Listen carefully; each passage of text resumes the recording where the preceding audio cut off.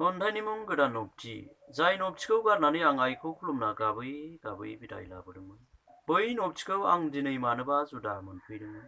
हाजो हाला बिफां लाइफां जिब जुनार दाउसिन दाउलाजों डिमापुर माइबं सिखोना जाहाराव माइरं गबिन्द कृष्ण दैमालु जावलिया सोमदोन बिरगोस्रि गालि उदां आलो गोजोन रायजो खुंबोदोंमोन। बै रायजोआव दिनै आलि राय देबनाथ आरोबाव बड'फा बिनेश्वर सोमला सुजित हेलेना गायदेनि नबथियाव थुदु मुन्दा सिं बिल्डिं बांलानि गोजौ गोजौ न'। आलो गोजोन जिरायना थानायनि सम नङा, गोदो गोदो उन्दुना थानायनिबो सम नङा। जों बे हानिनो सन अफ दा सइल। फै फै बयबो फै, जोंनि हाखौ सिख'फिननानै जोंनि हायावनो जोंनि नबथियावनो।